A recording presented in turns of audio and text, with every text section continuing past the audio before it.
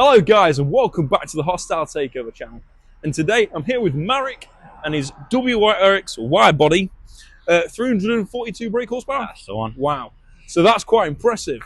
We're going to go through it and talk about the modifications and the specs, and we'll give you guys a good lowdown on what this car is made of. Check it out, guys.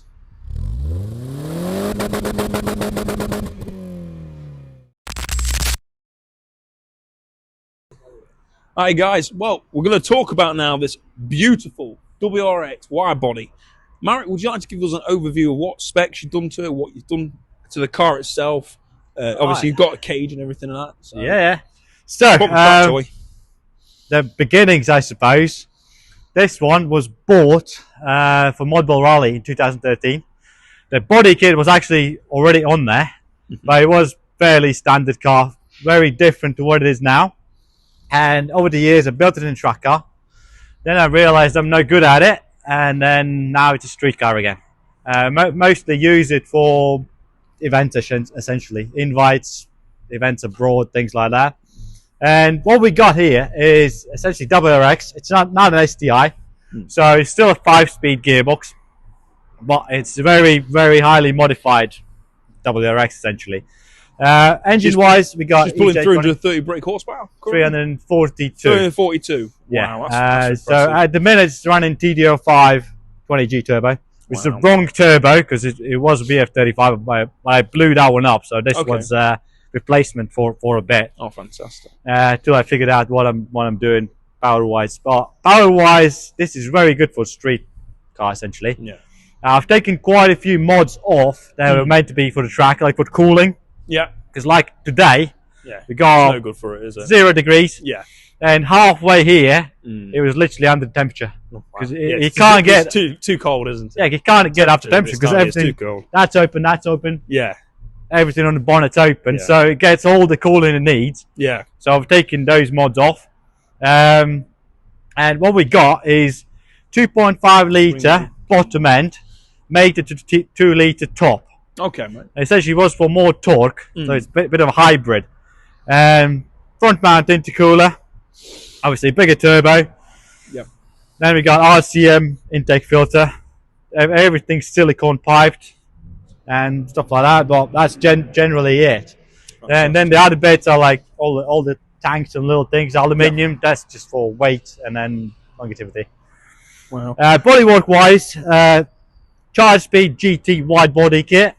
So all that is essentially fiberglass, carbon. The lip was actually bigger for track, but that has been cut down. That lip goes up to underneath here somewhere. Wow. It's metal as well, isn't it? Yeah, it's a composite. It's a composite aluminium with plastic essentially. Okay. Fantastic. So that's that. If you pan the camera around, brother. If you go around, essentially, then we got upgraded brakes. XXR wheels on extreme tires. Yep. So you got semi-slick medium compound tire. Wow. It's actually pretty good. You would think it would be not so great on a road, but it's actually pretty good. Does the job, yeah. Yeah, even in rain, it disperses rain really nicely, and I'm quite impressed. Yeah. What it does essentially. And yeah, XXR. So you got AP Racing. Yeah, AP Racing on the front. And you got Brembos at the back. Brembos in the back. Yeah. It's essentially just an STI upgrade on the back. Fantastic. But don't need to go overkill for something like this because it's mostly front biased essentially. Interior wise, do you want to bring the camera around? We got a full roll cage. Wow. Then get her in there and have a good wrap around Momo seat. And there's a story behind these as well, actually, because a few years ago, 2014, we did street cars from 2000, and one of the stops was Nürburgring. Okay. And we got there. We're like, oh yeah, we're gonna do a lap around Nürburgring because you know everybody does it. And we got there, and literally near the gate, guy stops us and goes, "Need to take your seat out." Okay. We're like, "Okay, what do you mean?" Yeah, what for? I drove me there like this. It's a road car. He goes, "Oh, it wasn't trailered." I was like, "No." It goes because of these. Yeah. And just months before, somebody actually run a bike over one of the GT3 cars. So now these aren't actually legal on Nürburgring. Right, okay. So never went ring. So Is it because it's big? Yeah, that's just because of that. Oh wow! Because obviously GT driver, GT3 driver said he didn't see the bike because of that. Because he's literally when you sat in these with a helmet on, it takes the peripherals out of it, doesn't it? Yeah, peripheral vision. Well, allegedly. Yeah, allegedly. Because this is essentially. What's it like for you? It doesn't really make much of a difference to you at all. Not really, because visibility wise, yeah, you have to get used to it. Yeah, but it's not bad at all. No. Not bad at all. And I mean, because this one's a street car now. Yeah, this is probably one of the safest ways. Yeah, because your head still stays in there even without a helmet. So you're not going to string your neck or anything. Or, yeah. So interior wise, I've actually put quite a few bits back in because now it's got door cards. Yep.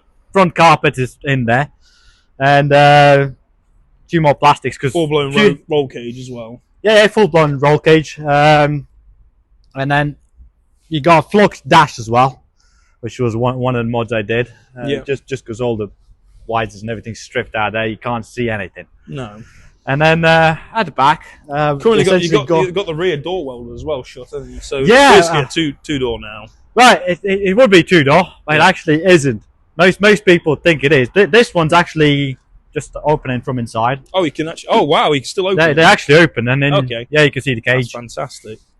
See how still it's stripped. Everything's painted black inside, so you can't see it. Yeah, and sort of blends it all in. Doesn't it? Yeah, everything's been done so you can't see it. Because like the window tints on the back is so you can't see the cage when you're using it on the street. Yeah, that makes sense. Yeah. At the back, it's not tinted, so you can see out the back window. So you can see out the back. So everything's done with this thing in mind that you're going to be using it on a road. Yeah, it's also could go on a track.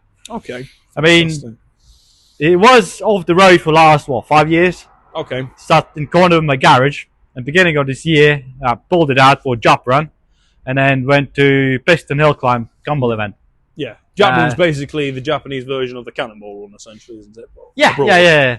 No, Gumball is essentially one of the big ones. Yeah. The Jap Run is a smaller one. It's a Dutch event. Yeah. Normally you get about 100 cars, plus minus. All Japanese. Yeah. It's either 1 day event or you got 2 day event as well. Okay. This year we're going, and it's a 10-year anniversary. Oh, okay. So that should be fun. That. Yeah, be good. Yeah, that should be fantastic, fun.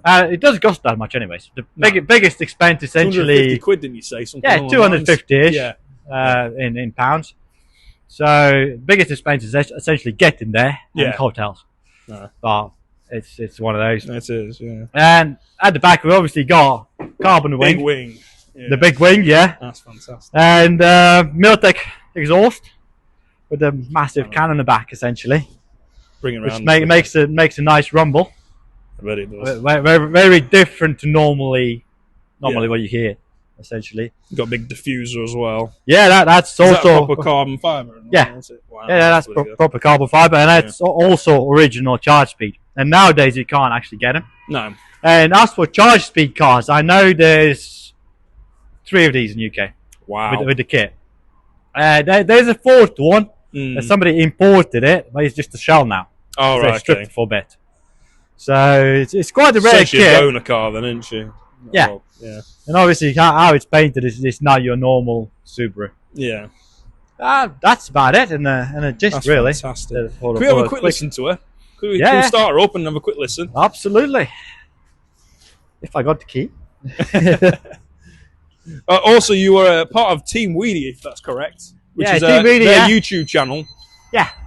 He's got 13,000 subscribers, so yeah, please, if you can, subscribe to the gentleman. Yeah, that'd be nice. Wow. There you go. Yeah, she has got a rumble, hasn't she? Oh yeah, that's a proper rumble. That is. And it's especially here. Yeah, echoes, doesn't it? So, obviously when the turbo kicks in, then you know. Yeah, you can hear that. Wow, that's impressive. Yeah, you won't miss this one. Yeah, you're not joking. That's fabulous, brother. Because of a bigger can in the back, it sounds quite different to normal. It's got a good which purr I like. It. Yeah. And it's been like that since I got it, really. Wow. Nothing's changed there. No. I just love the sound of it. That's amazing. And I've owned quite a few Subarus, and then, they all sound different. Every single one sounds different. Yeah. Wow. It's one of those Depending on the year, then, I suppose, as well, doesn't it? No, it depends on exhaust. Oh, okay. Because it's quite easy to make them sound different. Okay. Which is quite nice. So that's amazing. Yeah. That's fantastic. Well, thank you for joining us, brother. Yeah. Thank you for inviting. Pleasure. Yeah. Thank you. All right, guys. Yeah, please subscribe to Marek's channel, which is Team Weedy. Yeah, Team Weedy. As you can see, and us as well, if you don't mind.